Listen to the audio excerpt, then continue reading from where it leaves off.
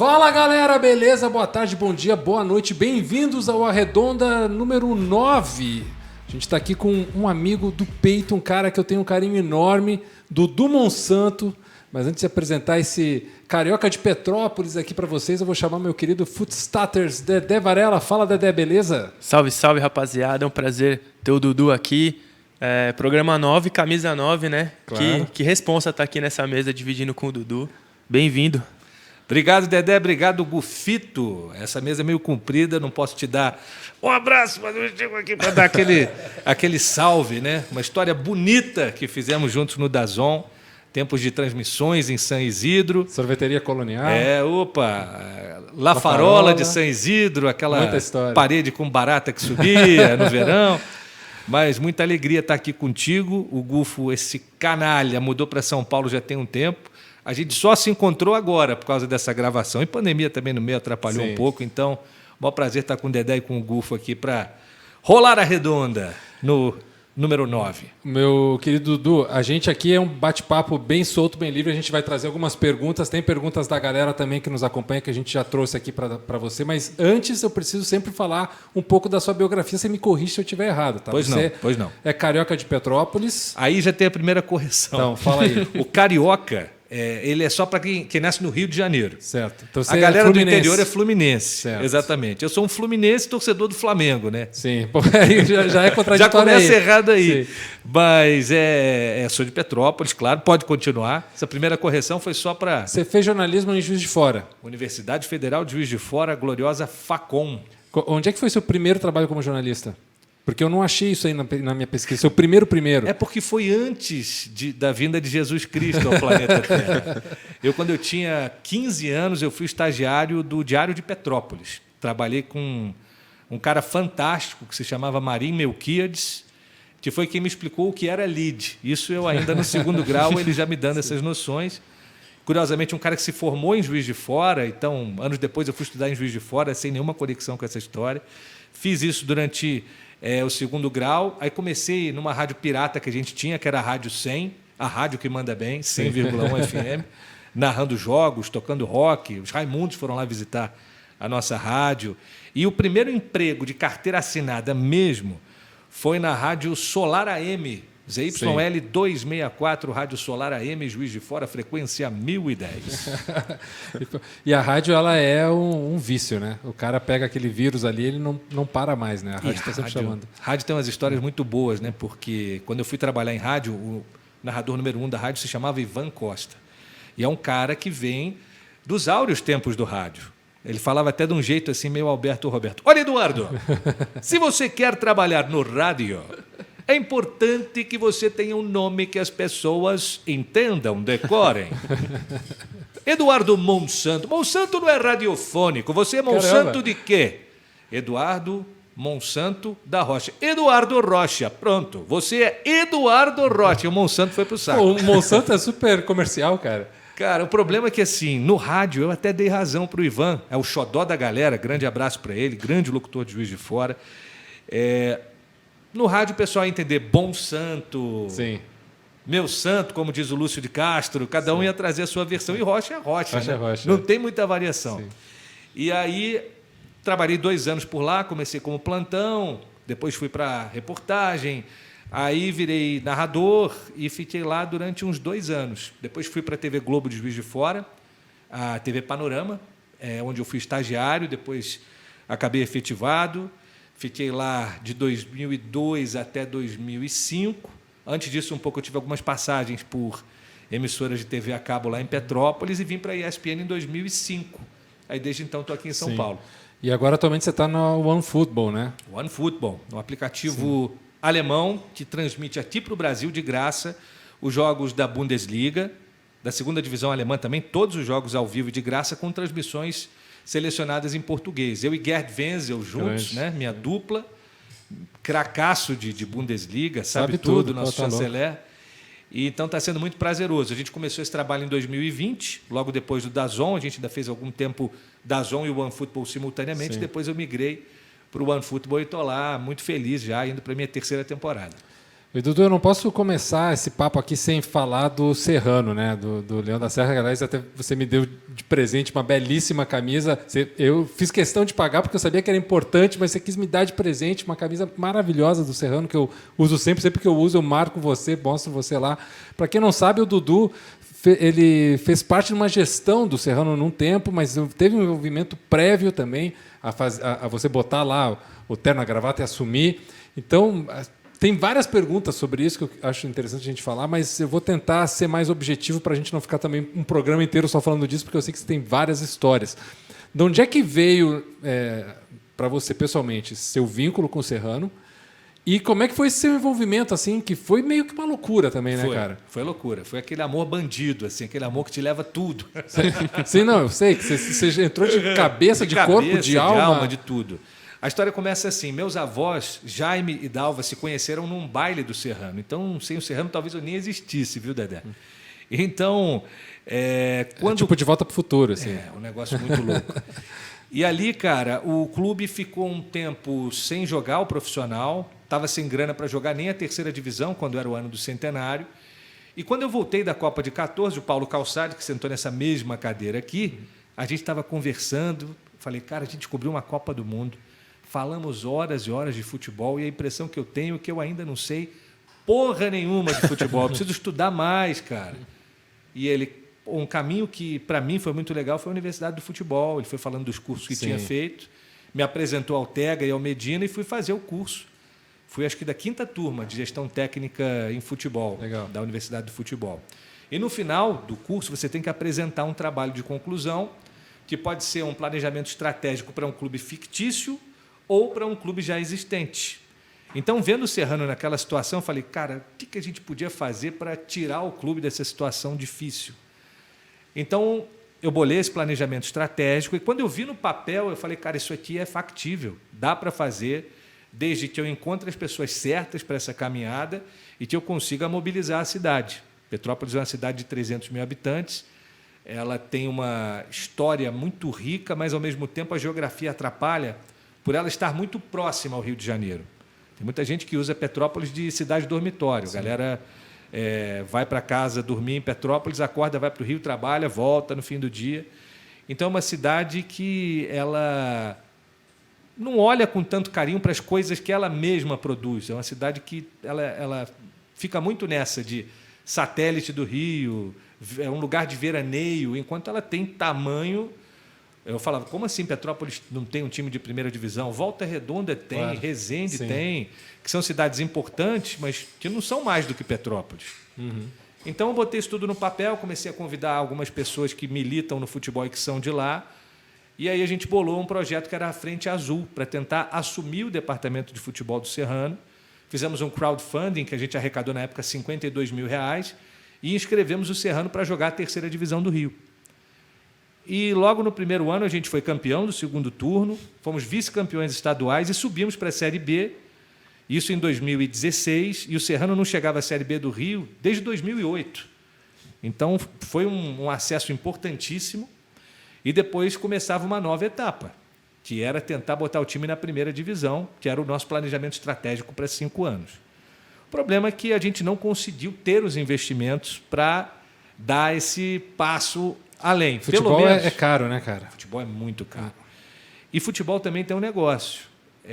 Não basta você fazer um puta trabalho. Você pode fazer um puta trabalho, mas se sobem 3 e você ficar em 5º, apesar de fazer um puta trabalho, o seu trabalho no Brasil não vale nada. Sim. Então, a gente ainda assim lutou muito, 2017, 2018. Eu me despedi em 2019 e nesse período que eu fiquei lá, foram 4 temporadas, a gente subiu para a segunda divisão e se manteve.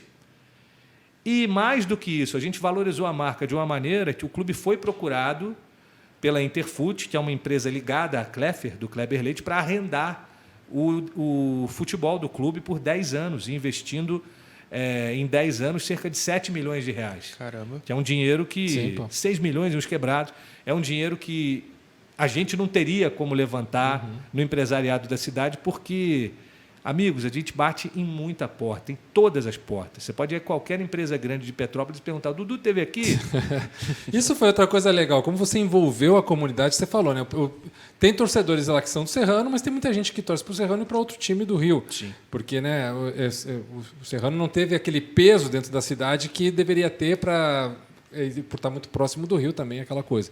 Mas você conseguiu fazer que as pessoas, opa, deixa eu olhar para esse time aqui, deixa eu olhar para esse clube, deixa eu sentir essa representatividade. Você envolveu ali também essa galera. Isso deve ter sido uma experiência humana incrível. Cara, foi o que a gente tentou fazer. E, como você falou, tem torcedores que são Serrano e outro clube. Mas e o cara que é só Serrano? Você imagina o seguinte, o time jogou profissional antes da gente chegar lá pela última vez em 2014. 2015 não teve futebol. Só em agosto de 2016, o cara pôde chegar no Atílio Marotti, no estádio, e ver o time dele de perto. Então, o dia que a gente conseguiu aprovar todos os laudos, porque o primeiro turno a gente ainda não tinha o estádio liberado, então a gente alugava um marrentão lá em Xerém, que nem grama tem. É grama só do ladinho, assim. É um terrão danado, mas era o lugar mais próximo e mais barato para a gente poder alugar. Sim. Tem muitas memórias incríveis do Marrentão, então, para mim, não precisa nem ter grama, de tão assim, querido que é na minha história esse estádio. Mas o Atílio Marotti, para quem já viu o Campo dos Sonhos, aquele filme do Kevin Costner, tem aquela frase, eu não sei se é construa e eles virão, é alguma coisa do tipo. Sim. Quando abre aquele portão, meu camarada, e as pessoas começam a voltar depois de mais de anos sem ver o time delas, aquela choradeira, aquela emoção. Eu já vi o Phelps ao vivo, eu já vi Usain Bolt ao vivo, já vi final de Copa do Mundo ao vivo. Aquele dia foi o dia que acho que eu quase morri, acho que eu tive pressão alta. Eu acabei o jogo, eu fui na ambulância para a galera tomar minha pressão, porque foi muito emocionante. Meu filho não tinha nem 2 aninhos, tinha 1 ano e pouco.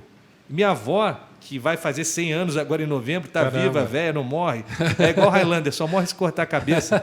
Dona Regina Helena, avó Dinda, ela estava lá com 94 anos de idade na arquibancada. Caramba. Você imagina. Você vê a tua família toda reunida, as famílias da cidade aos poucos indo para o estádio. Então, eu botei muita grana do bolso. É um dinheiro que, sabe, todo mundo achou que era loucura, mas eu não conseguiria botar no papel quanto vale o que eu vivi nesses 4 anos. Sabe? Foi uma experiência muito rica. E Dedé, uma coisa que eu acho que é legal, assim, que o Dudu falou antes, que a gente de fora, a gente não tem muita ideia do que é realmente estar dentro de um clube, o que é fazer futebol no Brasil sem muito recurso, numa situação que vocês não sabem, ou fecho tudo, ou vou encarar isso aqui, mas para encarar isso aqui eu preciso de X dinheiros, de tanto apoio, de tanta divulgação, para a coisa ter o mínimo de dar certo, né? Depois você, ao ter essa imersão profunda sobre o que é estar dentro de um clube, ver o futebol daquele lado, como é que hoje você, como jornalista, como narrador, como apresentador, o que você botou de roupa disso aí, de tudo que você aprendeu? Cara, quando eu comecei esse projeto, eu sabia acho que uns 10% do que acontece de verdade no futebol. Hoje, acho que eu sei uns 13%, 14%. Sabe? A cada ano você vai aprendendo 1%. Sim. Então, o extracampo, ele é absurdamente fascinante e difícil. Desde você negociar a contratação de um jogador, desde você saber que tem um jogador teu que está com problema de polícia, ou problema de droga, ou com pensão atrasada, ou não está com cabeça para jogar porque a mulher não quer deixar ele ver. Então, quando você vai fazer a sua planilha lá de quantos escanteios, quantas finalizações, né, quantos desarmes,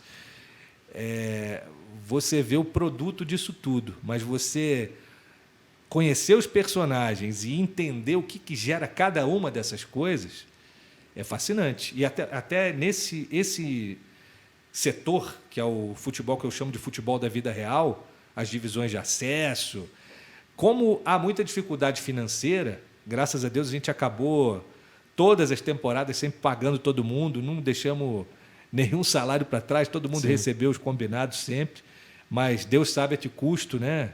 Um negócio de maluco, de muito sacrifício de todo mundo. E, às vezes, quando atrasava, a galera sujeita o homem jogando e se dedicando.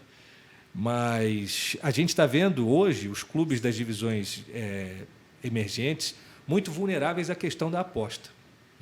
Então, é cada vez mais muita frequente pressão. o cara está endividado, está sem dinheiro, cola alguém ali, preciso que você ceda tantos escanteios hoje. Eu preciso que você faça isso. E, graças a Deus, no Serrano, enquanto a gente esteve lá, nunca aconteceu nada disso. A gente nunca recebeu nenhum tipo de denúncia a respeito disso, mas a gente estava sempre muito atento. E um treinador amigo meu me disse, que é um cara que trabalha não aqui na região sudeste, em outras regiões, ele me confidenciou que está cada vez mais comum os jogadores também apostarem. Então é um negócio muito louco, porque o cara está ali no pré-jogo, no intervalo, com o celular na mão, vendo se a aposta dele está virando, se não está. Então é um inferno, Sim. A maneira como a gente, nesse mercado emergente, nesse futebol da vida real, fica vulnerável a quem tem o poder econômico, que muitas vezes é o que vai resolver. Vários clubes hoje, eu diria que a imensa maioria tem dinheiro de casa de aposta, que eu acho que é uma fonte... Assim, eu tenho um programa aqui, o patrocínio é de uma casa de aposta. Para mim, não há nenhuma diferença entre uma casa de aposta e qualquer outro patrocinador. Claro. Desde que seja uma coisa limpa, uma coisa correta, uma coisa, né, dentro da lei. Mas a questão das apostas é uma praga hoje dentro dos vestiários. Sim, e tem essa coisa que muita gente acha que o futebol é uma profissão que paga muito bem e o futebol da vida real ele paga muito mal, na verdade. É uma profissão... Quando paga salário mínimo... E tem essa coisa de atrasar muito também, né? Às vezes os clubes não têm condição de... Promete lá uma grana para o cara e fica 3, 4, 5 meses sem pagar, e é muito difícil para qualquer pai de família, qualquer cidadão ficar 3, 4 meses sem receber um salário, por menor que seja. Isso a gente vê no Brasil inteiro, né? Na América do Sul inteira, isso é uma realidade. Mas sempre se tem aquela imagem de que não, o futebol é o glamour, os grandes clubes, os grandes salários de 6 dígitos. Isso é uma realidade para 1, 2% dos jogadores. Não existe. Né? É o viver de sonho, né? Quantos Sim. meninos vivem de sonho e ficam vulneráveis, infelizmente, né? Porque tem muito vagabundo que se aproveita disso para vender testes, para prometer vagas e depois desaparecer. Tem muito safado no meio, né? Infelizmente. Mas também tem muitos personagens fascinantes e ter contato com essa turma... Pô, a gente tinha o seu Roberto, massagista, que estava no Serrano há mais de 40 anos, faleceu... não sei se no último ano que a gente estava lá ou se logo depois que a gente saiu, mas uma figura queridíssima, com todas aquelas superstições, só podia pisar de pé direito, senão ele já ficava bravo com você. Mandinga, daquelas coisas todas. Tudo. A gente ia pedir a bênção, todo mundo amava o cara. E daqueles personagens, né? O estádio Atílio Marotti, atrás da arquibancada principal, tem como se fosse uma vila. Ele morava praticamente dentro do Serrano, entendeu? Um cara... Se tem alguém mais serrano que o seu Roberto, não tinha. Então, quando a gente perde um cara desse, e o legal é que a gente conseguiu homenageá-lo em vida, sabe? Legal. Prestamos muitas reverências a ele. Porque o futebol é feito pelas pessoas, cara. Sim. Não existe o clube sem as pessoas. Todo mundo fala, os jogadores passam e as instituições ficam. Mais ou menos, tem instituição que vai para o caralho, né? Que acaba. Claro. Né? Então, as pessoas são muito importantes. Então, acho que o mais legal de toda essa experiência foram as vivências, a troca com essas pessoas todas, desde o cara que dava massagem, ao cara que estava na ambulância, ao cara que estava preparando as placas, a turma que fazia os uniformes. Eu fui a Cachoeira de Macacu quantas vezes lá na WA Sport para conversar com a galera que fez os primeiros uniformes, acho que as primeiras 3 temporadas. E hoje os caras fornecem uniforme para o Iron Maiden, cara. A linha... Juro. O William, que é um amigo querido lá de Cachoeiras de Macacu, sempre foi do rock, sempre foi fã, e ele sabia que o Maiden curtia futebol, fez uns croquis de camisas temáticas de cada álbum e mandou para o management lá do Iron Maiden, e os caras piraram, e ele manda hoje para o mundo inteiro, cara. Tem uma loja na Galeria do Rock só de camisa de futebol do Iron Maiden, cada uma inspirada num álbum diferente. E uma mais linda que a outra. Ainda tem isso, né? Sim. O William é um puta artista, então... As camisas do Serrano são lindas. As do Serrano são maravilhosas. Dedé, o que você tem aí de pergunta para o nosso querido Dudu Monsanto? Vou começar com a pergunta da galera. Vamos lá. O Márcio Santos mandou lá no Instagram: qual o melhor jogo que você já transmitiu na vida? Ó, caramba. Difícil. Eu sei que esse do Serrano, nessas temporadas, não foram transmitidas, mas...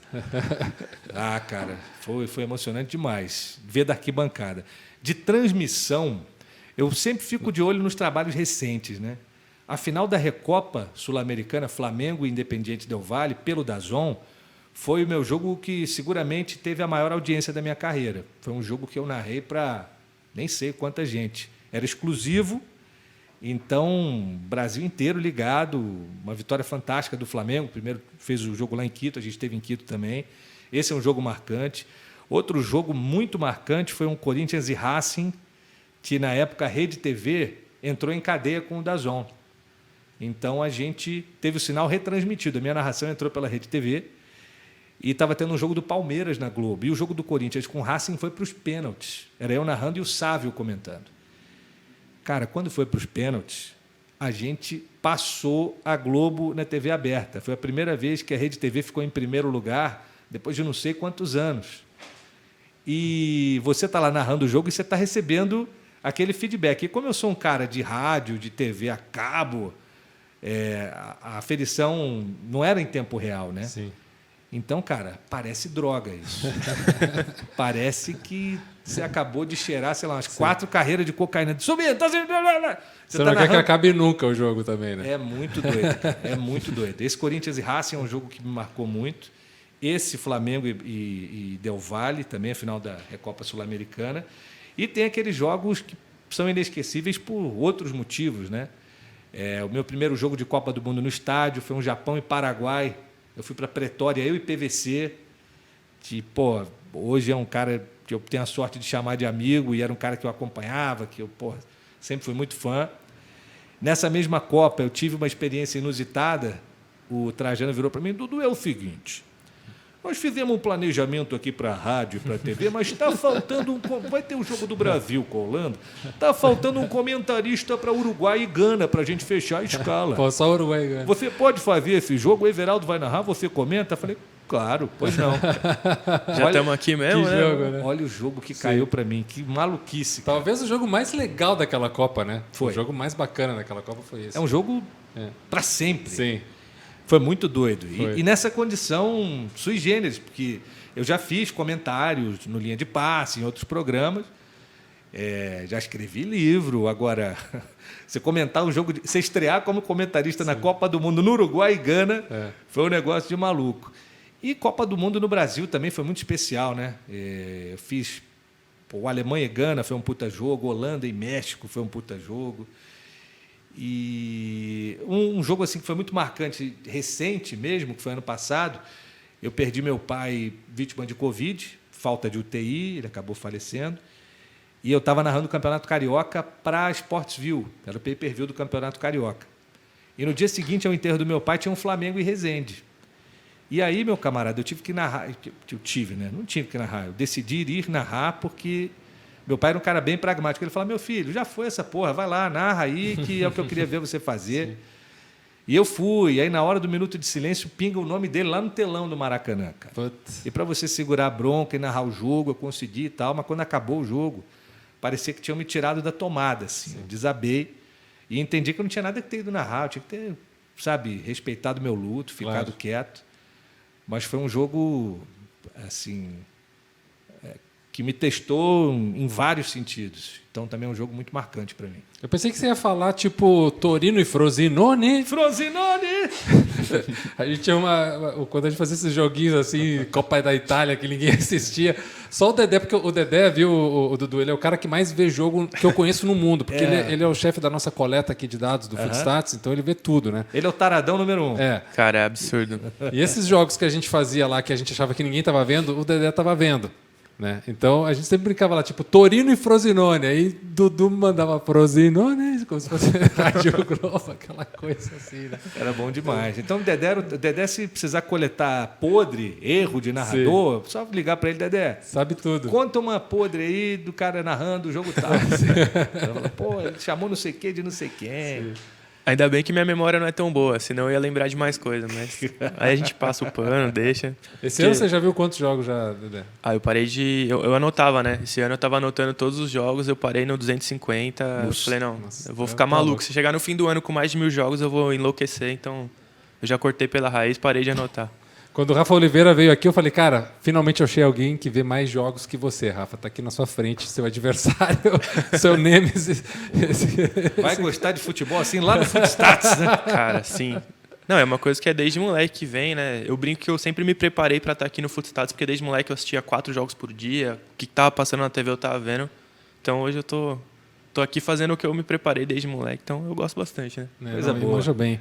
Ô Dudu, todo mundo que veio aqui, eu sempre quando eu tento resgatar assim, pô, o que foi que empurrou você para a comunicação? Porque geralmente a maioria dos caras, eles são comunicadores de natureza, eles nasceram com o dom da comunicação e tal, e alguns tiveram que aprender. Tipo, o Mauro Betting falou pra gente aqui, sempre fui muito tímido, então para superar essa minha timidez eu atropelo as pessoas. Tanto que a gente brinca que a entrevista dele aqui foi o podcast do Mauro Betting, porque só ele falou que é o jeito dele, ele mesmo falou isso, né? Mas o que empurrou você profissionalmente para a comunicação?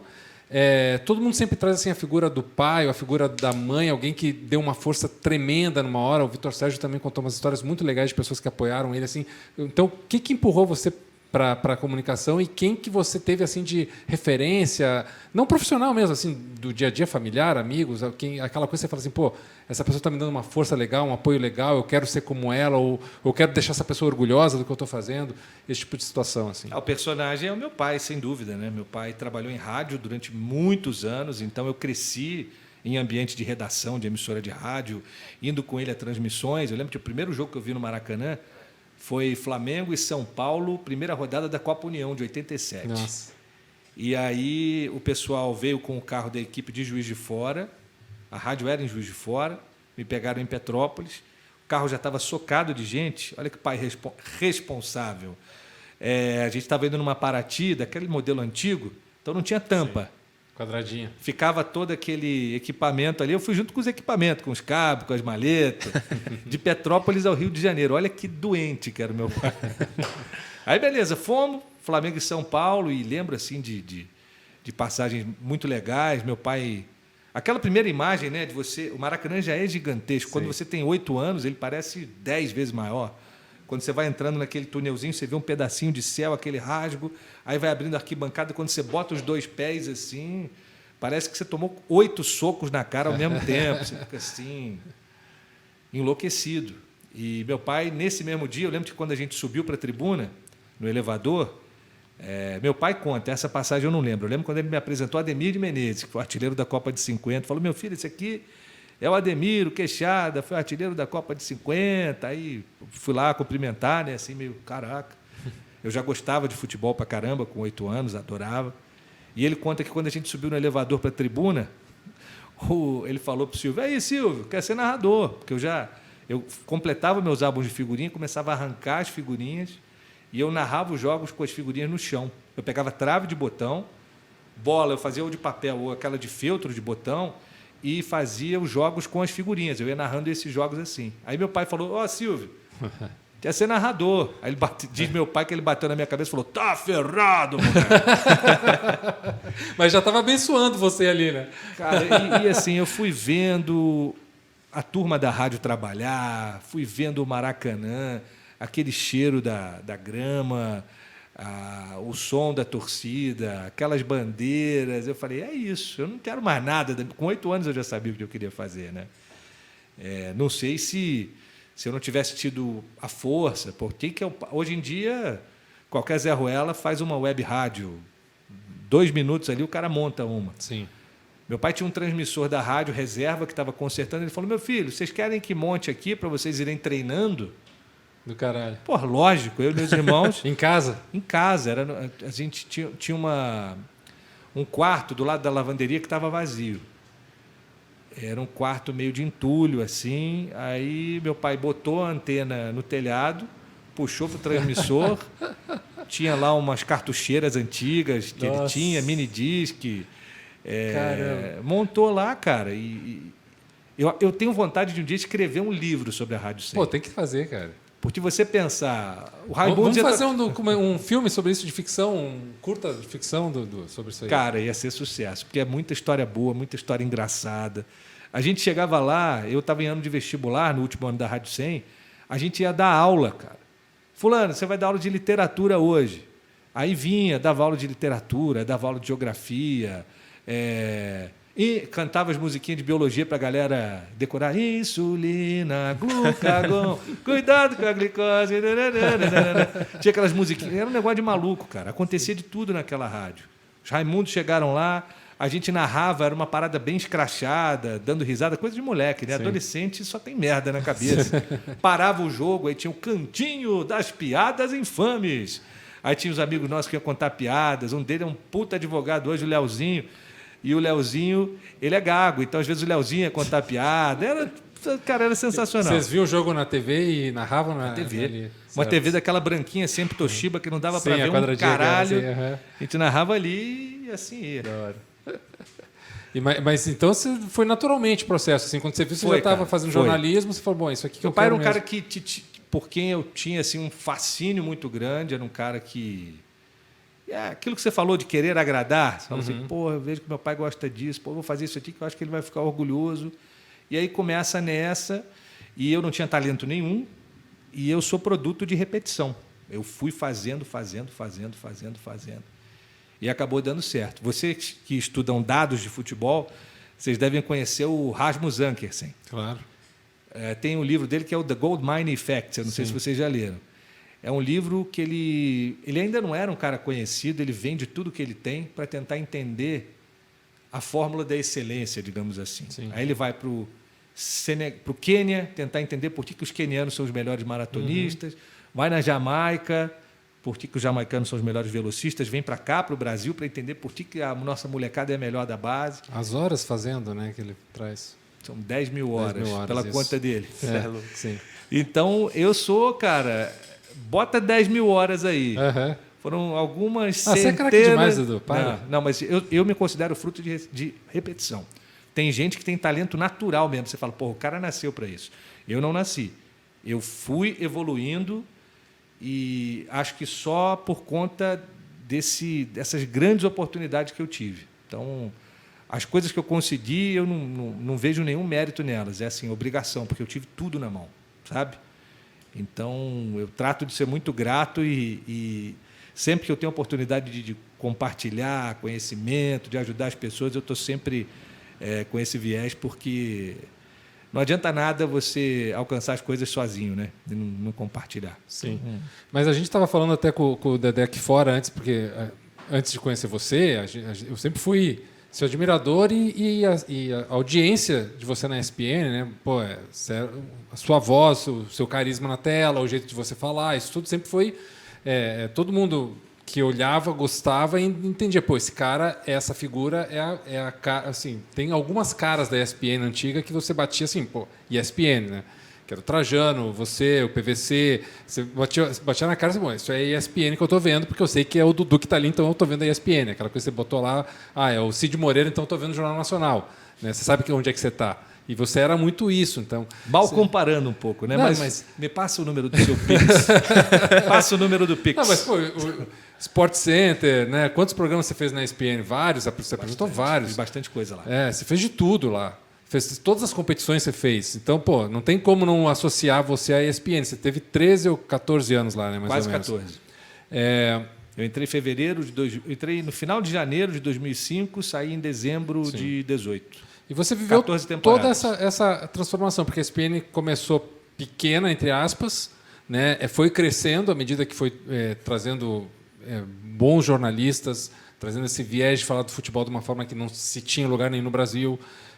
Foi trazendo eventos importantes, de repente eventos que você só achava ali, então você tinha que assinar, porque só ali que você ia assistir. Né? Isso também foi um jeito de vender esporte que não se fazia aqui antes. Né? Só que com o momento que as coisas foram acontecendo dentro da ESPN, as transformações, você também viveu essas transformações. Né? Você terminou até tendo que depois processar o canal por seus direitos trabalhistas, enfim, coisas que você teve que viver que são do seu direito.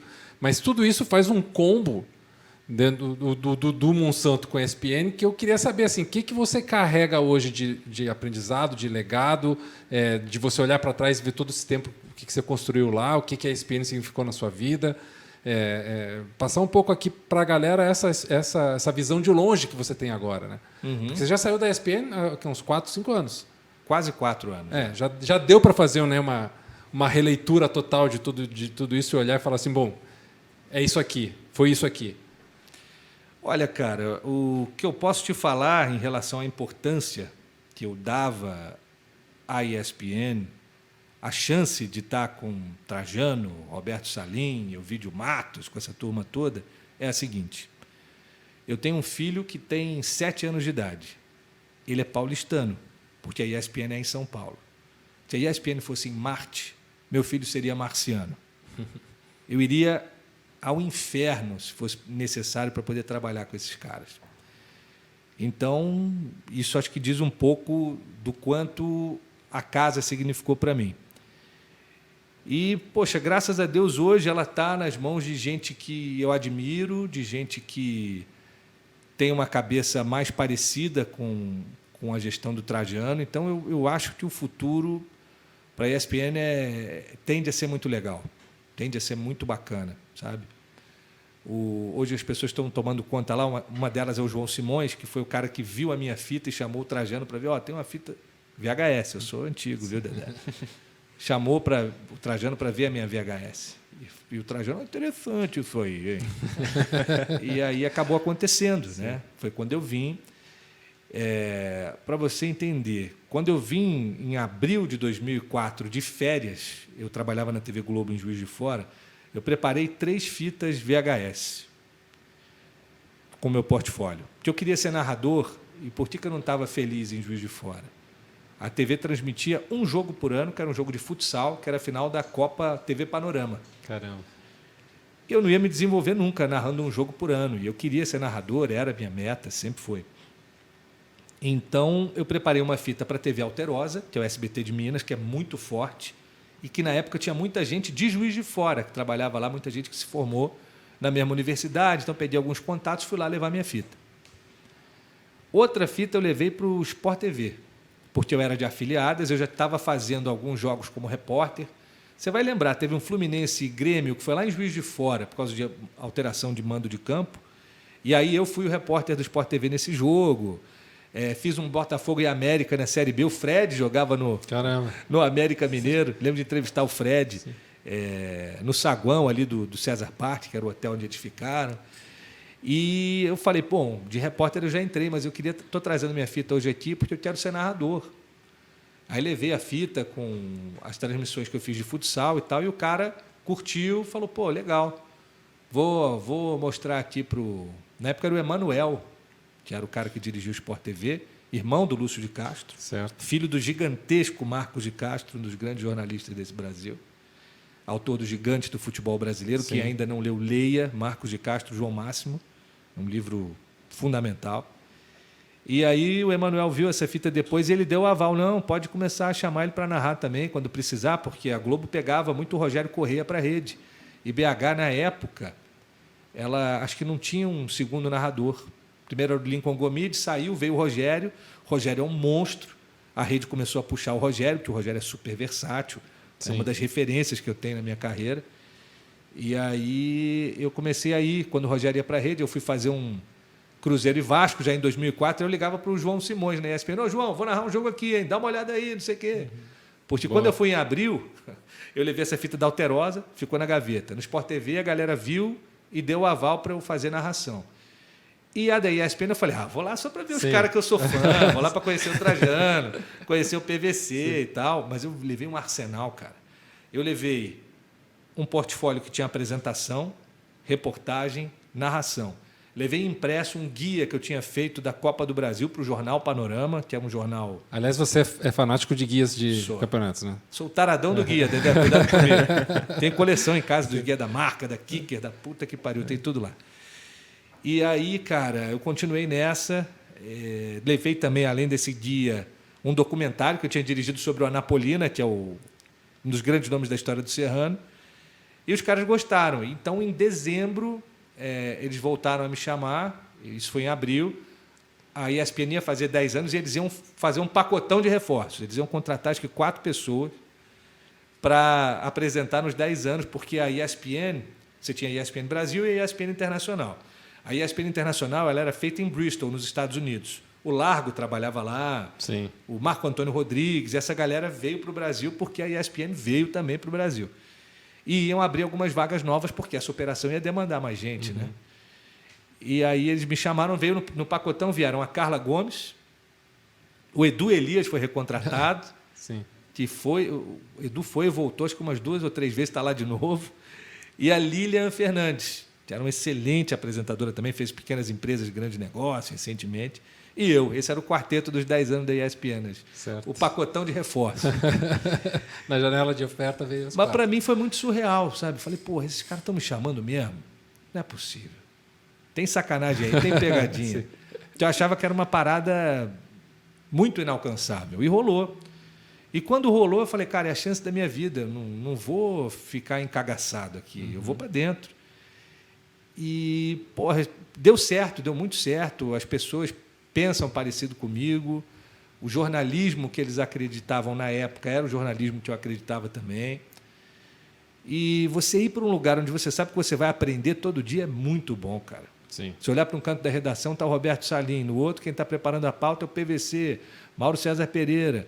Aí você vai ver o Amigão. O Amigão, ai, estou com dor nas costas, Antero. Aí, faz aí com Antero essa porra. Aí o João Carlos Albuquerque, minha avó está com caspa. Faz o bate-bola aí com o PVC, com o Lúcio de Castro. Você pulou em todos os programas, né, cara? Você fez tudo. Eu era o Severino quebra-galho. Né? Porra, até eu entrei em 2005 como repórter também. Eu fiz muita matéria lá, muita coisa. E fazia apresentação de programas e narrações aos finais de semana, e durante a semana era pauta direto.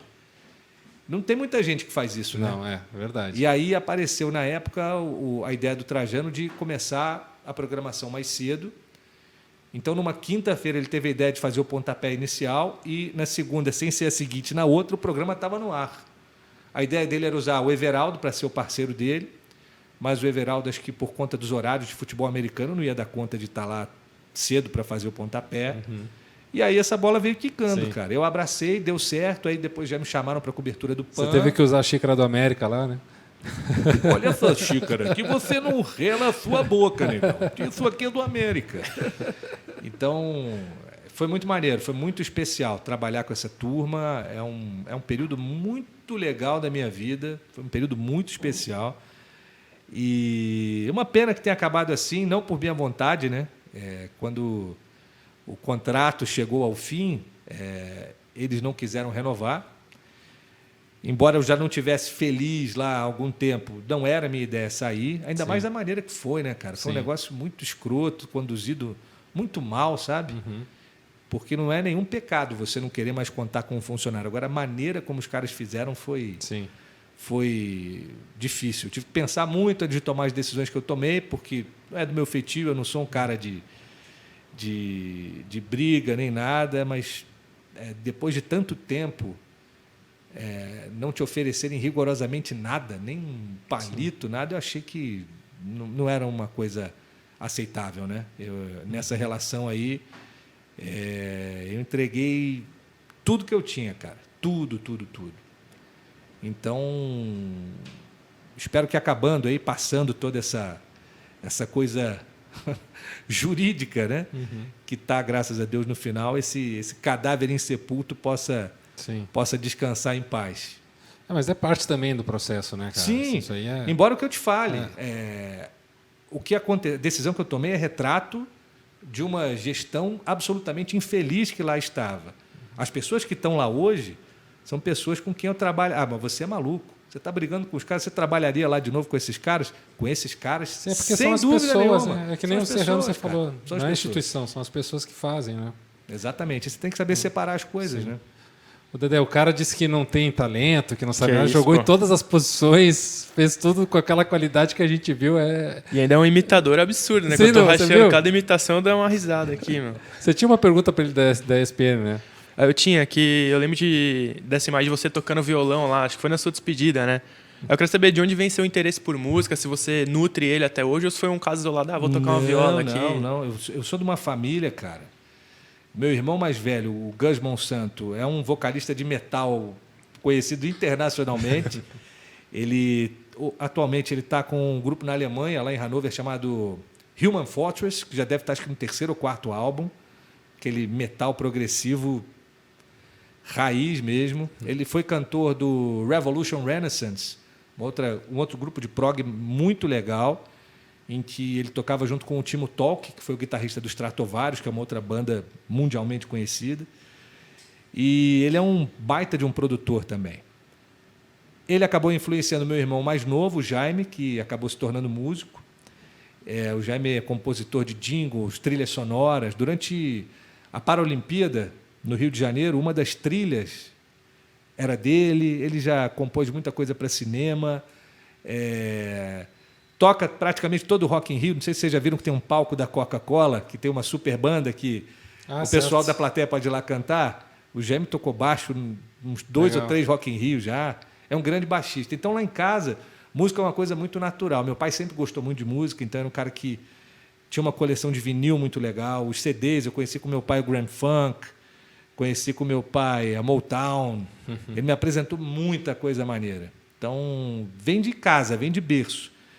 Se você for na minha casa lá em Petrópolis, você tem um piano, tem uma bateria, tem incontáveis violões, guitarras, baixos. Então, quando tem a chance da gente se reunir, que não é tão comum, né? Porque o Jaime está morando no Rio, Gustavo em Petrópolis, eu aqui em São Paulo, mas quando a gente se junta, sempre sai som. O Gui, meu irmão, que trabalha na Shell, também toca baixo, toca guitarra. A minha irmã mais nova, Cecília, toca bateria muito bem. A Bebel, minha outra irmã, canta. Então é uma família que tem a música muito presente, muito presente. É a Monsanto Rock Band. Eu só não tenho talento, mas eu adoro, cara. Eu tenho um violãozinho lá em casa, quando eu estou baixo astral, borocochô, eu pego meu violão lá, minha memória é um lixo, então eu boto aquelas cifras e fico tocando. Essa semana mesmo eu estava tocando, cara. Uma vez eu peguei uma live sua, você fazendo uns Bob Marley lá na... Fazer Bob Marley pode, não pode botar o Marlon Brando nas ideias e sair por aí, como diz o Zé Rodrigues, em Jesus numa moto. Então, cara, música é uma parada espiritual, né? Você pegar ali, você ouvir uma música boa, ela pode te levar para outros lugares, ou enquanto você está ali tocando, mesmo que eu não saiba cantar bem, ou que eu não saiba tocar bem, quando eu estou ali cantando, eu estou com a cabeça vazia, limpa, sabe? Então, para mim, é terapêutico pegar um violão e eu gosto muito. A música é tudo, né, cara? Eu também, música não dá para parar. Você toca algum instrumento, mesmo de brincadeira... Eu só toco campainha, só. Mas você é um bom tocador de campainha, né, Dedé? Excelente. Maravilhoso. Mas só isso também, de resto. É uma coisa que não dá para parar. Ô, tem um negócio que me incomoda demais, cara. Um assunto assim que eu venho, né, maquinando ele na minha cabeça. E eu queria saber a sua opinião. Que assim, eu sinto, né, cara, assim, quando a gente trabalha com redes sociais, que mesmo o programa no YouTube, a gente traz aqui, a gente faz nosso melhor potencial de trabalho, a nossa melhor qualidade profissional, as nossas melhores ideias. A gente se reúne, a gente pesquisa, vamos fazer assim, vamos fazer assado, vamos botar melhor luz, vamos botar melhor câmera e tal, para fazer um produto que a gente pensa que a gente está fazendo para a nossa empresa, no caso o Footstats, ou no caso quem trabalha na Rádio Gaúcha, na Rádio CBN, você acha que você está trabalhando para aquela empresa. Mas, na real, você está trabalhando para as redes sociais. Você está trabalhando para o Zuckerberg, você está trabalhando para o dono do Google, que é o dono do YouTube. Né? E você trabalha para aquele algoritmo ali responder o seu trabalho.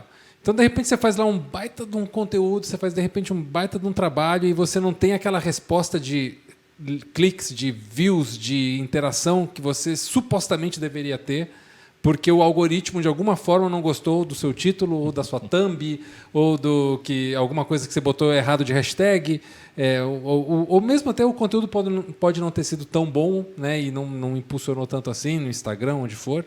E aí você se dá conta assim, para quem que eu estou trabalhando? Para quem que eu estou fazendo o meu melhor? Né?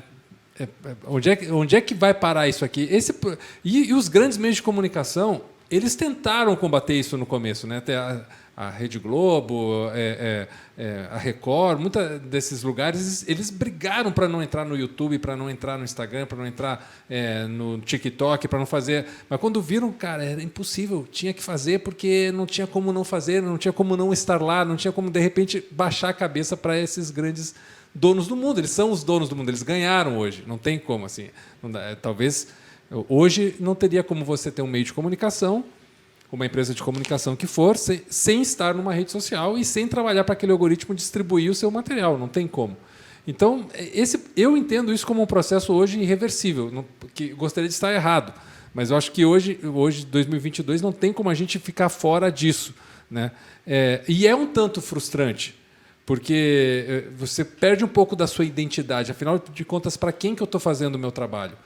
Para quem eu digo assim, além de mim mesma, da minha realização pessoal, mas para quem que eu estou representando aqui esse meu trabalho? É para o YouTube ou é para o Footstats? É para a rádio CBN ou é para o Instagram? Né? Para quem que eu estou trabalhando aqui?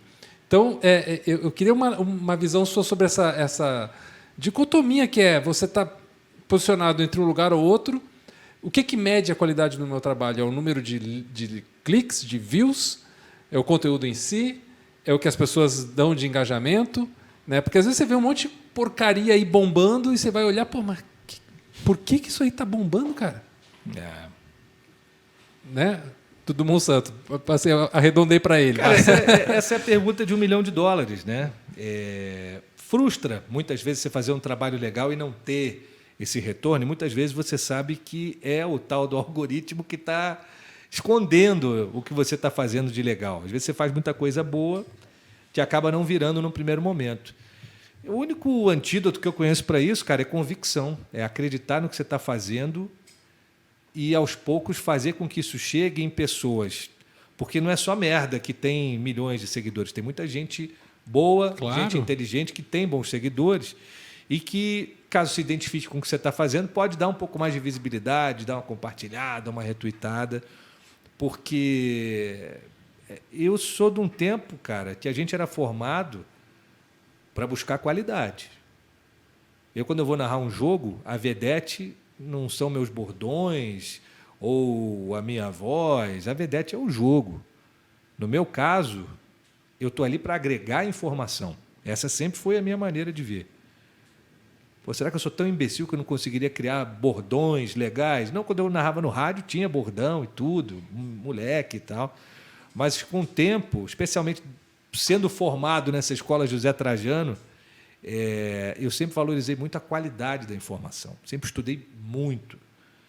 Então, quando eu vou narrar um jogo, pode ser da Série C do Brasileiro, pode ser a final da Copa do Mundo, pode ser um campeonato de bairro que me convide para narrar. Eu vou chegar muito bem informado, muito afiado. E eu não tenho uma resposta para o que você está me perguntando, cara. O que eu tenho a te dizer é: o que tem que dirigir, o que tem que nos guiar é a nossa convicção no que a gente está fazendo. E também não entrar nessa paranoia de querer agradar. Poxa, não agradou, teve pouco like, eu não sei o quê. Porque isso está começando a ser presente nas crianças, cara. Poxa, eu fiz um TikTok e só 3 pessoas gostaram. Sim. E a criança já fica deprimida. Porra, que mundo é esse, cara? Desculpa interromper vocês, teve um caso interessante, eu não me lembro o nome das pessoas. Tá? Uma mãe, que é uma das herdeiras aí do grupo Riachuelo, que é multimilionário e tal, que a filha tinha não sei quantos milhões de seguidores no TikTok, uma filha era menor de idade, e ela proibiu a filha, tirou a filha do TikTok, porque disse que ela não tinha idade para fazer aquilo, que ela tinha que viver a vida dela, estudar, tal, e depois, quando ela fosse maior de idade, ela decidiu o que ela queria fazer. E esses milhões de seguidores transformaram a mãe na megera. Como que você vai tirar isso da sua filha, que olha tudo que ela tem, que ela ganhava, né, recebidos, ganhava prêmios, ganhava não sei o quê. Então, tem um pouco essa distorção do que é um sucesso, do que é uma realização, porque a pessoa tem milhões de seguidores que estão ali. Escuta só, aqui em São Paulo, vocês já devem ter ouvido o podcast A Mulher da Casa Abandonada. Sim. Vocês já pararam para ouvir?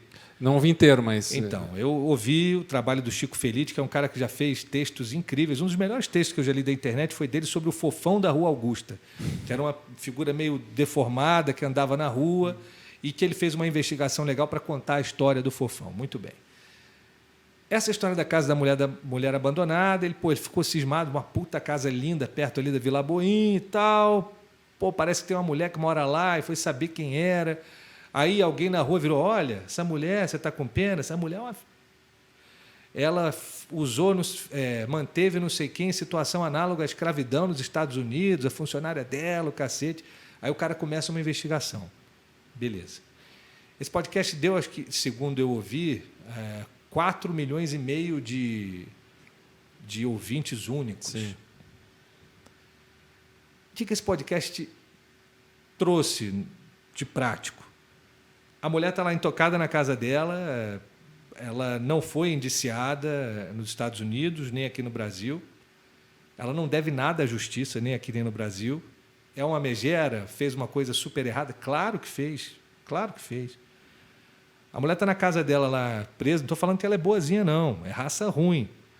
Mas a mobilização popular que isso aí causou, da galera estar ali parado na frente da casa dela o tempo todo. Sim, virou ponto turístico. Beleza, foi um sucesso do cacete. O que isso trouxe para a sociedade? Qual a utilidade disso? Entendeu? Uhum. Denunciar. O cara tem o papel de contar uma história, beleza. Foi lá, contou e tal. Uma história que já aconteceu há muito tempo. Acho ele escrevendo ele fenomenal. No podcast, a narrativa dele não me agradou tanto. E acho que ele acabou causando uma merda tão grande, cara, na vida daquela mulher. Não que ela merecesse ser preservada, mas, sabe, eu ouvi tudo, que eu sou daquele cara assim, para você criticar um livro que eu escrever, ou um artigo que eu fizer, leia a porra inteira, para você poder falar. Eu ouvi do primeiro ao último capítulo, ouvi a participação dele no Café da Manhã, e você vê que do 4º para o 5º episódio já tem assim, olha, tipo um disclaimer, assim, um aviso. A Folha não compactua com nenhuma agressão, porque os caras já estavam assim, porra, tá todo mundo tão puto com essa mulher que daqui a pouco alguém vai entrar e vai meter a porrada nessa mulher da casa abandonada lá. Então a coisa fica meio fora de controle às vezes. Você entra numa onda, tá dando certo, vamos falar disso aqui, tá bombando. E, de repente, você é responsável por uma cagada gigantesca, entendeu? Uhum. E o algoritmo daquela rede vê que aquilo está bombando, ele vai divulgar mais ainda para mais pessoas e aquilo vira uma bola de neve, né? Até o Jean Oddi fez vou mandar um abraço para o Jean, que ele fez um texto lá na ESPN falando sobre isso, sobre esse jornalismo com J minúsculo, digamos assim, que implica mais você buscar cliques, você buscar essa repercussão do algoritmo, de fazer ele funcionar mais do que propriamente o conteúdo em si, do que o trabalho que está feito ali de investigação, ou de pesquisa, ou de informação mesmo, né? A gente trabalha para que o algoritmo nos leve a mais pessoas. Que antes, claro, das redes sociais, a gente que é um pouco mais velho e trabalhou em mídias analógicas, onde você tinha já um canhão ali que estava à sua disposição para você fazer aquilo. Chegava um número certo de pessoas e a pessoa tinha um contato mais direto com o que você estava produzindo. Não era empurrado por uma fórmula matemática dentro de um celular que vai ver exatamente tudo que você vê na hora que você vê para empurrar naquela hora exata que você precisa comprar visualmente ou auditivamente. Então, tem uma transformação aí do trabalho do jornalista, do trabalho do comunicador, que ela está muito atrelada a isso, que vem essa minha questão inicial. Né? Onde é que a gente está posicionado hoje? Quando a gente vai fazer um trabalho, a gente vai fazer uma coisa, a gente tem que pensar em trabalhar para essa rede social, para esses itens que tem vários coaches aí que ensinam, né, faça isso, faça aquilo, então o segundo bote aquilo, então, e nem isso também é garantia de que dê certo. Ou a gente tem que ser jornalismo raiz, tipo o Chico foi lá, fez uma investigação, ele não tem responsabilidade do que gerou o podcast dele, ele fez uma puta de uma investigação e trouxe lá um monte de informação sobre uma pessoa que ninguém conhecia, mas ele fez o trabalho jornalístico perfeito, digamos, né, do que se espera de um jornalista. Mas não é ilegítimo o que ele fez. Você pode questionar se é muito mais uma parada meio de mexerico, requentar essa história, beleza, pode ser. É legítimo que ele tenha feito o que ele fez. Agora, me deixa assim embasbacado a quantidade de gente que se interessa pela história. Sim. Sabe? Isso mostra que a coisa da curiosidade meio mórbida, da fofoca e não sei o quê, ela é muito grande, cara. Mas é que, de novo, a gente está indo pelos ramos daqui da árvore, mas até onde isso é um real interesse ou é uma imposição desse algoritmo que eu estou falando de todas as redes? Fala assim, não, você tem que saber disso, está todo mundo falando, você tem que ver o que é isso. A mim chegou por esse burburinho do que era, porque eu não fui lá eu não sou assinante lá do Spotify, da onde saiu exatamente, para seguir e saber, bom, agora chegou esse episódio aqui, sobre isso eu tenho que escutar, como eu sou de outros podcasts. Né? Chegou a mim porque, de alguma forma, era impossível no meu Twitter ou no meu Instagram não ver alguém falando sobre... Porque eles começam a gerar essa bola e o algoritmo vai te empurrando. Quando você vê, você está lá botando hashtag daquele negócio, está postando alguma coisa, porque você sabe que alguém vai ver e você surfa um pouco nessa onda. Se você olhar a sua timeline, você vai falar, pô, fulano não twitta há tanto tempo, né, cara? Aí deixa eu ver o que essa pessoa está falando. Pô, tem um tweet do cara de 2 horas atrás, não aparece na tua timeline. Sim. É muito louco isso, cara. É difícil onde a gente vai se colocar. Mas vamos tocar adiante, vamos falar de futebol, Dedé? Bora. Que é uma coisa que a gente gosta de falar bastante aqui, temos que falar de futebol. Estamos aqui com um especialista em Flamengo, né? Dudu, o Dorival Júnior, para quem está assistindo a gente agora, a gente está gravando uma quarta-feira. Ontem o Flamengo eliminou o Corinthians da Libertadores e eu percebo assim que o Dorival ele conseguiu talvez tranquilizar um pouco aquele sentimento de viúvo que tinha o torcedor do Flamengo com o Mr. Jorge Jesus, né? Que foi assim, independente do trabalho dos outros treinadores, entre o Jorge Jesus e o Dorival serem bons ou ruins, e aí a gente pode falar sobre isso, mas independente de serem bons ou ruins, sempre havia 2 pés atrás com quem viesse. Sempre havia uma cobrança tremenda de que aquela sensação... Ia ter sempre aquela sombra, né, atrás. E você escreveu sobre o time do Jorge Jesus, uma parte, eu não me lembro se foi um livro inteiro ou se você fez um episódio. Não, foi o livro inteiro. Foi o livro inteiro, né? A Virada Milagre em Lima. Isso, sobre a final. Sobre a campanha toda, né? De 2019, passando pelo... Porque 2019 foi um ano bizarro, né? Sim. Teve também a perda dos meninos, dos garotos do Ninho. Eu conto um pouco como é que foi a reestruturação financeira do Flamengo, porque a vitória de 19 passa por tudo isso. Sim. Né? Mas teve algo assim, além de todos os títulos, o time jogar super bem, de encantar todo mundo, mas não foi a primeira vez que a gente viu um Flamengo assim. Né? Poxa, quantos Flamengos históricos tem ou que jogaram mais, ou que ganharam títulos mais importantes, ou que deixaram uma memória afetiva maior na torcida, e mesmo assim não se criou essa dependência emocional de alguém em relação a isso, né? Você não pega, o título de 81, Carpegiani, quantas vezes se pediu Carpegiani de volta no Flamengo? Né? Depois daquele título da Libertadores, não se pediu mais. Então, ou seja, tem... Porque ali já tinha um outro fantasma que era o de Cláudio Coutinho. Sim. O Coutinho era o Jorge Jesus da época. Sim. Havia uma expectativa de que o Coutinho voltaria para o Flamengo. Só que, infelizmente, na semana ali o Flamengo volta do título contra o Cobreloa, encontra o Coutinho retornando dos Estados Unidos, onde ele estava treinando o Los Angeles Aztecs, que era um time da North American Soccer League, a avó da Major League Soccer. E aí, no dia seguinte, ele foi mergulhar, fazia pesca submarina, e ele acaba falecendo durante esse mergulho. Porque havia um desejo grande do Coutinho voltar para o Flamengo, dele, Coutinho, e da diretoria, porque já tinha dado um tempo para esfriar um pouco a cabeça, a saída dele tinha sido um pouco conturbada. Mas o carinho da galera por ele era imenso, né? Sim. Ele chegou em 76 e a construção daquele time de 81 passa todinha por ele. Uma geração da base absurda. Sim, absurdo, se nossa. você pegar do Raul ao Lico, talvez são foi 8 a maior jogadores geração, formados lá. né? Talvez foi a maior geração em termos de qualidade de futebol, do futebol brasileiro, ali naqueles últimos 20 anos do século XX, né? Certamente. Era um absurdo aquele time. Ô, Dedé, eu quero saber também a sua opinião e a do Dudu sobre o que o Dorival acertou a mão.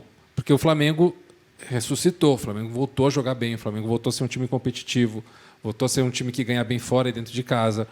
Se não tivesse tão distante do Palmeiras, a gente já poderia colocar ele como, de novo, um favorito por título. Né? O Palmeiras disparou e vai ser difícil alcançar o Palmeiras de novo. Mas o Flamengo vai ser favorito para a Libertadores, vai ser favorito para a Copa do Brasil. E se deixar, vai morder o Palmeiras. Onde é que vocês acham que ele acertou a mão e se passou agora a saudade do Mister? Cara, o Mister, ele, toda vez que o Flamengo for mal, vai ficar pairando ali aquela sombra, vai ter sempre uma viuvinha falando dele, muito embora ele tenha queimado legal o filme dele com essa conduta, né? De falar, tô aí até o dia 20, aquela história ali do Renato, do Kleber Leite e tal. E a coisa não foi legal, né? Se o ambiente já estava difícil para o Paulo Souza, isso aí cagou de vez para o Paulo Souza. Nossa. E o Dorival, o grande mérito que eu vejo nele é ter definido uma cara e ter apostado nos jogadores certos. O João Gomes é aquele cara que está pedindo passagem há muito tempo. Não é para jogar um jogo e o outro não. O Thiago Maia volta e meia falha, mas é um cara que ele e João ali de parelha, né, de volante, os dois dão muita liga. Você encontrar uma maneira que você consegue aproveitar o Everton, o Arrasca jogando como está jogando. Está jogando demais. E eu vou aqui chovendo molhado, mas botar Gabi e Pedro juntos, com essa frequência, com sequência para os caras poderem se entrosar, para fazer a coisa acontecer. E isso foi dado e também casou com 2 momentos, né? O Gabi está com mais dificuldade para fazer gol, mas está participando muito do jogo. Então, não é aquele artilheiro que você fala, porra, o cara não está fazendo gol. A galera está vendo o quanto ele se doa, o quanto ele se entrega, o quanto ele tenta. E o Pedro está num momento, porra, especialíssimo. Pedro seleção. E outra coisa, Copa, né? E outra coisa, se você comparar o Dorival com o Paulo Souza, a insistência do Paulo Souza no Hugo também prejudicou muito. Já tinha o Santos lá. Ele não precisava ter insistido no Hugo como insistiu, entendeu? Sim. Então, acho que a chegada do Santos, como chegou, essa maneira de jogar, em que ele botou o meio de campo com essas figuras que eu citei, e apostar no Gabi e no Pedro, e acho que o Dorival é um cara muito sabido. Vou dar aqui um exemplo. Quando eu fui fazer esse livro, obviamente eu tive que falar da questão envolvendo o Diego Alves, porque o Diego Alves, quando o Dorival era técnico, o Diego estava lesionado, entra o César no time, aí ia ter um jogo contra o Avaí, o Diego, professor, já estou bom para jogar. Tá, mas você vai ficar no banco. Aí o Diego não viaja para Florianópolis. Então eu procurei o Dorival para saber o outro lado, né? Porque o Diego deu entrevista e tal, o Dorival falou, olha, cara, isso aí já passou, agora que o time ganhou, se eu ficar falando sobre isso, vai parecer que eu sou aquele cara recalcado, pô, não tenho nada para dizer, o Diego é um cara legal e está tudo certo da minha parte.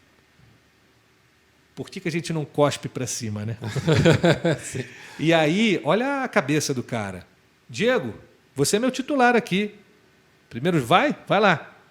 Diego não corresponde. Resposta. Então, não tem o que falar. A chance foi dada, não correspondeu, cara. Claro. Um abraço. A fila andou. É o melhor jeito também, né? Mais justo. Então, eu acho que o Dorival está num momento assim, muito feliz. Eu não sei por quanto tempo isso vai durar, não sei se isso vai se converter em títulos, mas esses jogos, tipo o Flamengo e Tolima, esses jogos contra o Corinthians, são jogos que o torcedor do Flamengo vai guardar com carinho. São jogos que ele vai falar, porra, aquele jogo foi do caralho, olha como é que nós jogamos. Entendeu? Sim. Então, só isso aí já é um mérito danado. É o que a gente conversava lá atrás falando de Serrano. Nem sempre o grande trabalho leva o troféu. Mas o torcedor que não é resultadista, não é aquele cara só ganhou, porra, do caralho, perdeu, é um lixo. Sim. O cara que enxerga um pouco de futebol vai ver que o trabalho está sendo muito bem feito. Pois é, isso aí, o Dedé, por exemplo, o Domenech, né, o Ceni, o Renato, o Paulo Souza, toda essa galera, ninguém conseguiu manter uma constância, uma regularidade do Flamengo. Às vezes você via o Flamengo com boas ideias, essas boas ideias não se repetiam depois, às vezes tinha uma sequência de jogos ruins, e você fala, pô, mas esse é o Flamengo, né, parecia outro time. E de repente vinha fazer um jogão e fazer uma goleada, ou seja, era muita irregularidade. Agora a gente está vendo, não, um time regular, competitivo, bem arrumado, bem treinado. Qual foi, na sua opinião, o que houve de magia nesse trabalho? Eu acho que o grande mérito do Dorival foi a questão vestiário, né? Ele chega num ambiente conturbado, tinha essa fogueira do Diego Alves, tinha outras fogueiras no vestiário, acho que ele chegou ali controlando e falou, beleza, tinha problemas dos treinadores, agora é comigo. Eu acho que o grande mérito dele foi não peitar nenhum jogador, que a gente sabe que no Flamengo tem as panelinhas ali e tal, não sei quem é de qual, mas acho que ao invés dele chegar aí e falar, não, eu sou dessa panela, ou eu sou dessa, ou então eu não quero panela... Ele soube chegar, né? Ele soube chegar, ele unificou. Então é um cara muito experiente, já teve grandes estrelas no elenco. Eu lembro daquele Santos com Ganso e Neymar, que ele tira o Ganso na final, o Ganso fala que não vai sair.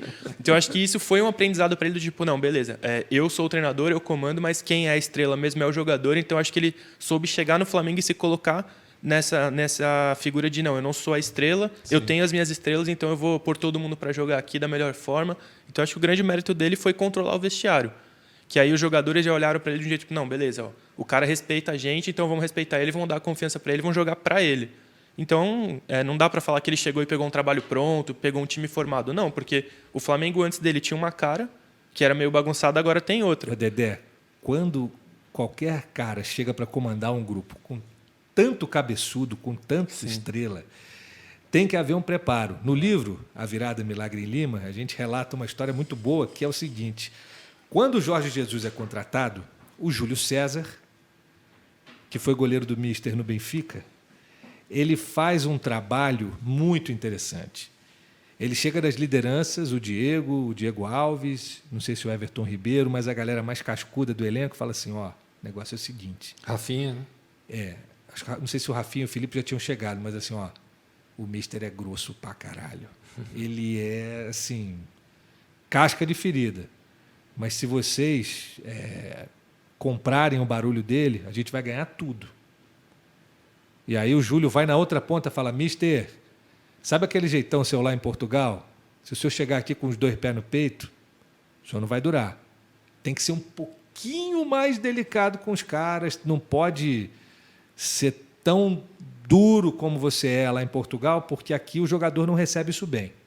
Então o trabalho foi feito nas 2 pontas, então os jogadores, os medalhões cederam um pouco, o Mister também tirou um pouquinho o pé do acelerador, alguns caras sofreram. O Rodrigo Caio me contou que tinha dia que ele queria matar o Mister, o Arão não aguentava mais ele, mas assim, todos eles jogaram pra caralho com o Mister. Então, esse meio de campo feito pelo Júlio César foi fundamental para a coisa virar. E o Dorival, que é um cara, sabido, entendeu que a galera de campo, ele precisa desses caras do lado dele. Então, ele trouxe os caras para o lado e falou, galera, ó, não quero ser mais que ninguém aqui, não. Eu quero fazer essa porra dar certo tanto quanto vocês. Eu vou ajudar vocês, vocês me ajudam. Sim. Vamos.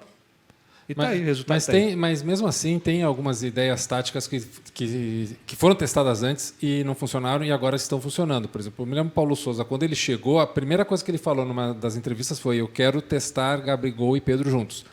Então, ele defendeu essa ideia, né, de botar, mas nunca funcionou com ele do jeito que está funcionando agora. A movimentação, o Gabigol se movimentando mais, o Pedro, até muitas vezes o Pedro saiu também para o Gabigol ficar ali na referência, né, e o Pedro tem essa capacidade também de distribuir, teve, eu acho que foi um gol do Everton ou do De Arrascaeta, não me lembro agora, que foi uma assistência do Pedro de camisa 10, assim. Né, de saber, ele é muito inteligente. Ele é muito inteligente, pô. Aquela bicicleta contra o Corinthians, se ele mete aquele gol, eu desligo a televisão e vou deitar, cara. Sacanagem. Outra ideia que deu certo que agora é essa flutuação do Arrascaeta, que era um cara que às vezes ficava muito preso num setor só e agora ele tem muita mais liberdade, mas já foi testar. O Ceni testou isso também e não dava certo. Ou seja, tem aí toda essa parte humana, essa parte de administração de vestiário, mas tem alguma coisa lá no treino prático de treinador mesmo, de rotina de treino, que está fazendo as coisas darem mais certo constantemente. Então tem um mérito também, acho, do Dorival na parte técnica, que ao ter essa coisa humana junto, ele falou, não, agora é a hora de plantar, colher e fazer essas coisas darem certo, que talvez outros caras não conseguiram. Né? Tá tudo ligado, mas tem essa outra parte também. Não é só o humano. Ou estou errado? Não. Aqui no Brasil a gente tem um problema que a gente paga muito pau para estrangeiro. Sabe? Tudo que vem de fora é melhor que o nosso.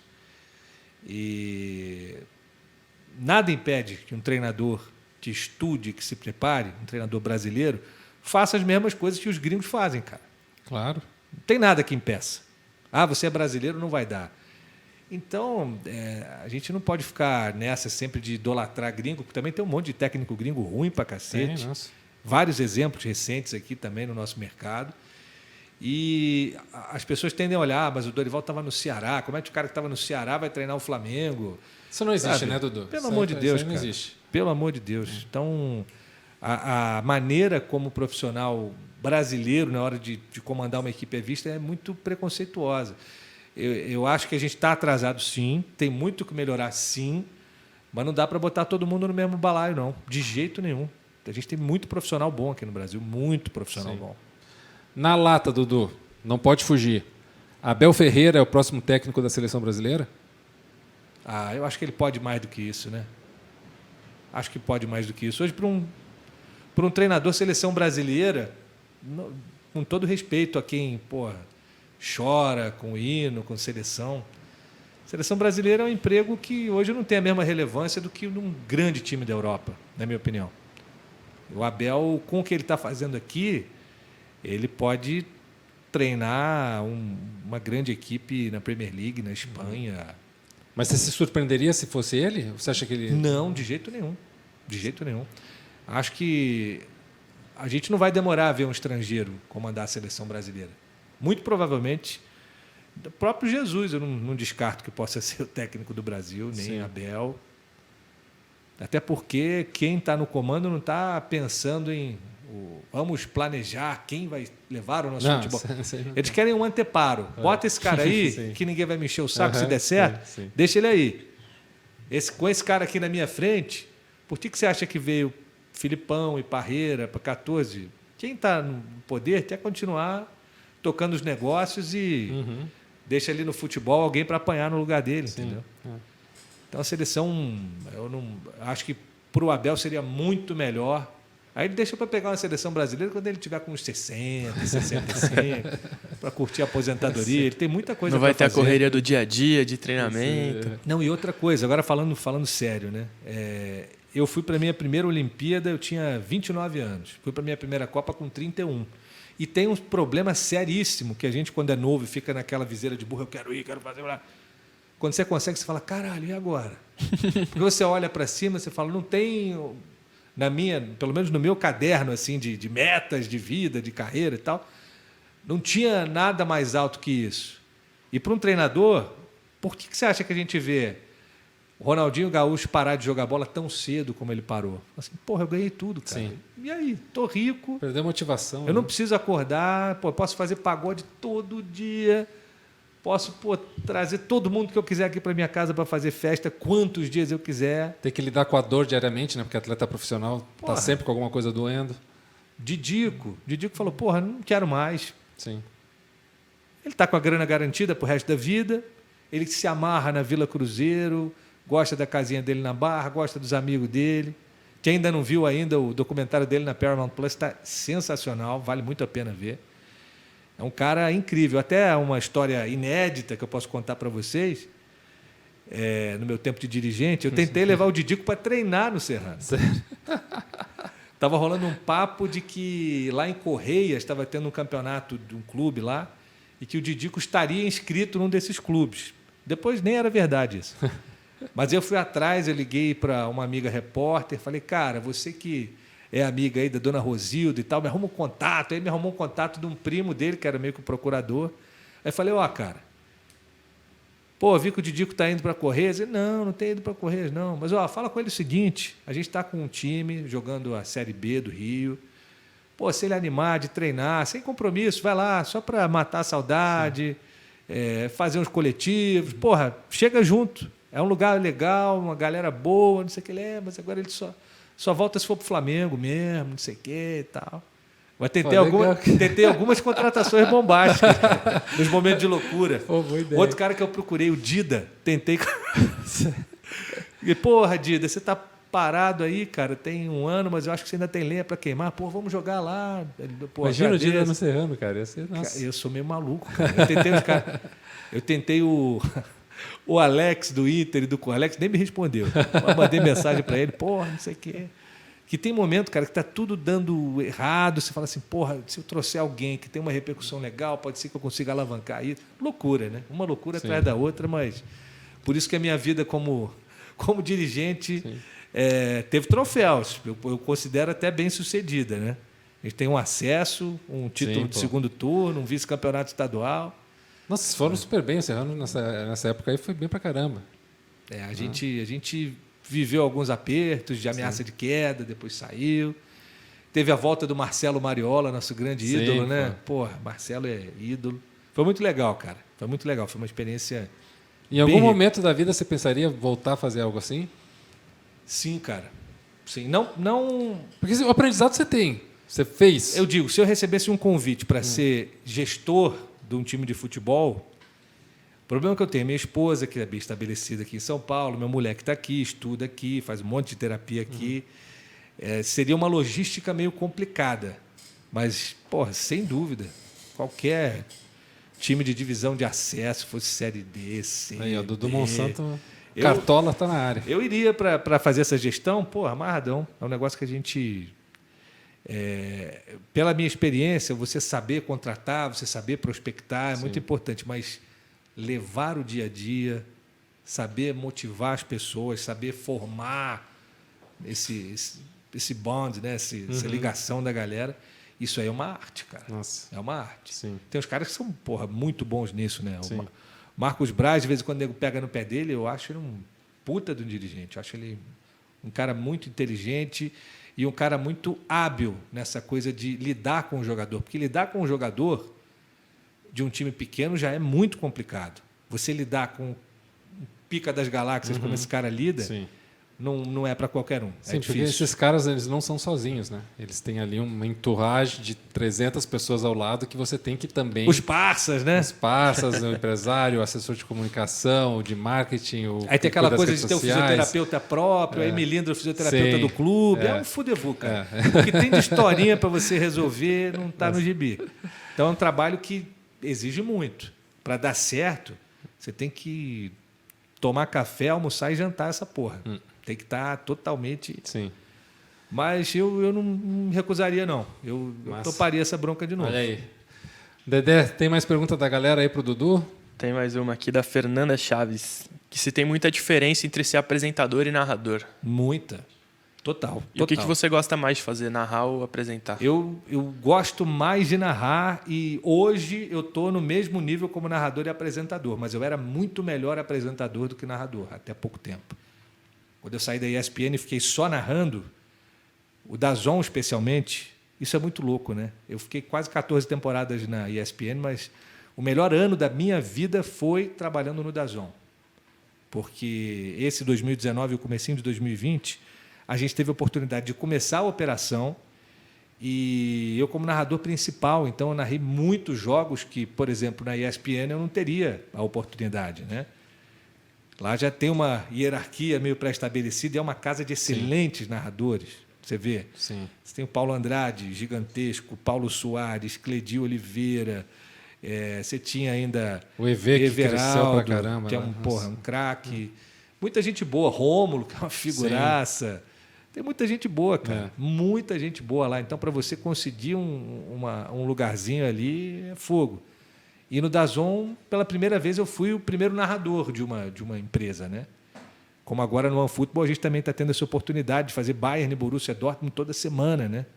Jogos grandes, jogos bons. Então, isso aí também facilita muito. O trabalho do narrador ele aparece muito mais quando o jogo é bom. Uhum. E aí, quando você pega um jogo que não é tão legal, vai aparecer o teu preparo, o quanto você estudou. Aí entra um pouco o lado do apresentador, né? De você conduzir um negócio que não está tão atraente, você tem que fazer aquilo ali. Você tem que dar um motivo para o cara continuar assistindo, mesmo com o jogo estando ruim, né? Quando é seu time, você vê, mesmo que seja o pior jogo do mundo. Mas às vezes você está vendo um jogo que não é do teu time, você vai trocar de canal. Não, peraí, cara, fica aí que eu tenho uma história maneira para te contar, assim, assim, assim, assim. E o apresentador tem duas modalidades. Tem aquele cara que vai só para ler o teleprompter, para dar as notícias e tal, e tem o cara que ancora a bagaça. Então, para ser um apresentador, para ser um âncora mesmo, o nível de preparo é insano. É mais ou menos esse aí que você faz. Às vezes vê uns 4 jogos por dia.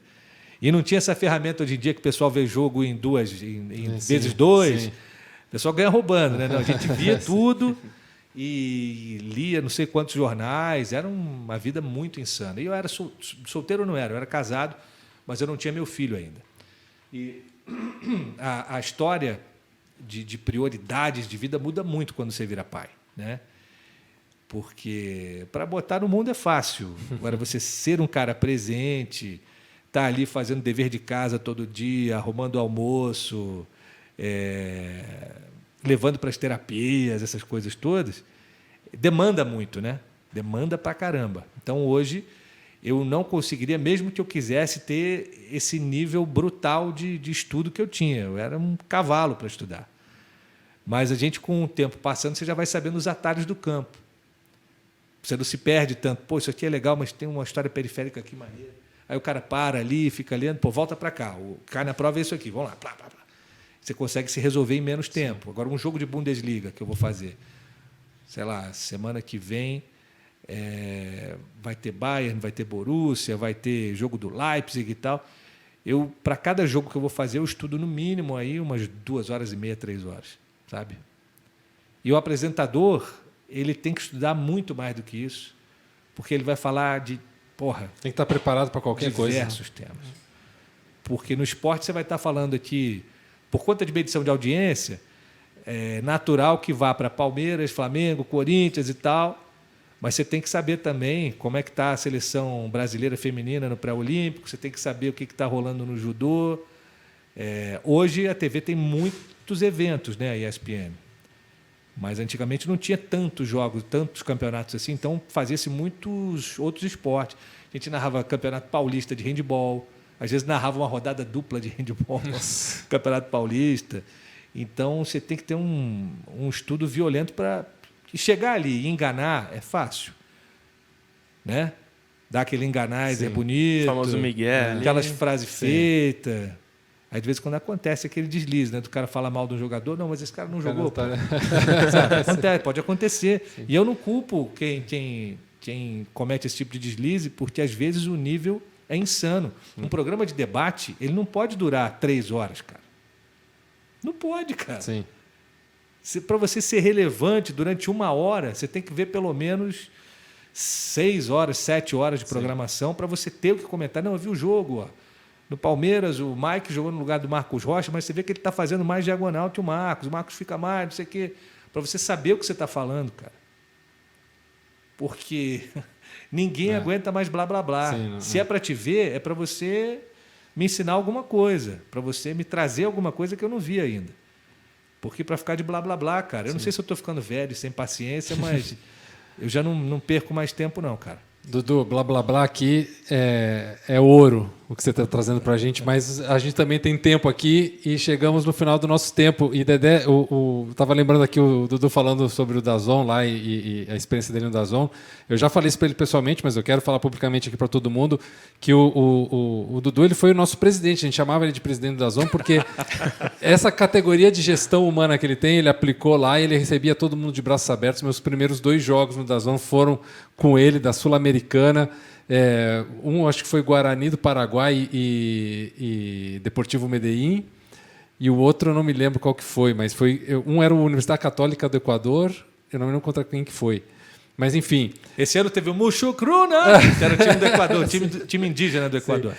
E, cara, assim, você me recebeu de braços abertos, assim como você recebeu todo mundo, que você era ali o decano do DAZN, foi todo mundo chegando e você tratando todo mundo muito bem, faz parte da sua característica, o seu DNA, ser esse cara generoso, querido, carinhoso com todo mundo, entender todo mundo. Então, eu estava lá na estreia no DAZN, e estar do lado do Dudu foi uma bênção, né? Então, agradecer você todo esse carinho que você teve esse tempo inteiro lá comigo e também agradecer você estar aqui com a gente, trazendo essas histórias maravilhosas aqui para o pessoal que curte Footstats, que a gente geralmente fala muito de futebol mesmo, de números, de tudo que envolve tudo isso, mas aqui no Arredonda a gente quer trazer um pouco essa experiência pessoal, a vivência de caras que passaram por tantas coisas legais e que sempre trazem aqui um conhecimento diferente, uma informação nova. Então, Dudu, brigadão você estar aqui com a gente, brigadão você sentar aqui, dedicar esse tempo para contar essas histórias para a gente, né, Dedé? Foi uma coisa com certeza da hora, assim, maravilhosa.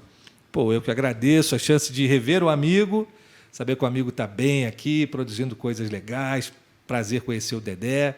Agradecer a todo mundo que acompanhou esse programa. O problema de você sentar para conversar com o amigo é que às vezes você fala muito, né? Fala muito, muito. Mas quando a gente não tem nada para esconder, é mais tranquilo, né? Sim. Quando as pessoas têm o que esconder, ou quando são caoseiras, né? Quando tem muita história, muito esqueleto no armário, é mais complicado. Mas aqui, graças a Deus, não estamos devendo nada para ninguém. E, muito feliz de rever o amigo, de ouvir tantas coisas boas e ansioso para que a gente possa repetir essa dobradinha em outras paragens. Eu estou sentindo assim, um vento de coisa boa chegando. Boa, legal. Que venham novidades boas. Boa, Dudu. Dedé, mais uma junto aqui, né, parceiro? Mais uma, né? Assumir essa bronca aqui. Mais um prazer inenarrável estar aqui, né, nessa mesa. Mais uma aula, né? Que eu brinco que quando vem um convidado eu falo pouco porque eu aprendo muito. E essa foi mais uma. Eu queria dizer que quando a gente faz campeonato alemão a coleta, e a gente sempre opta por fazer o jogo do OneFootball quando tem a sua narração por isso, porque você traz muita coisa de informação para o jogo, o Gerd Wenzel também. Então a gente gosta disso também porque, apesar do pessoal estar trabalhando, fazendo a coleta, também tem um pouco de entretenimento, então a gente sempre opta por fazer os jogos do OneFootball. Coisa boa de ouvir, Dedé. Brigadão, vou levar esse baita elogio aqui pro meu querido amigo Gerd Wenzel, eu tenho certeza que ele vai ficar amarradão de saber. Valeu, e pensa na gente quando você estiver fazendo a transmissão lá, que a gente gosta do seu trabalho também. Valeu, obrigado. Quando for um Benevento e Torino, eu sei que o Dedé vai estar lá, firme e forte lá com a gente, um Bochum e Arminia Bielefeld. Dedé tá lá, o jogo de playoff de acesso do ano passado da Bundesliga, a gente estava fazendo... Hamburgo e Hertha, tá vendo? O homem não perde uma, não perde uma, não. Esse cara aqui é viciadinho demais. Tem que fazer um quadro, o Taradão. O Taradão do lado B. É bom pensar isso, hein? Dedé, se prepara que alguma coisa dessa vai vir.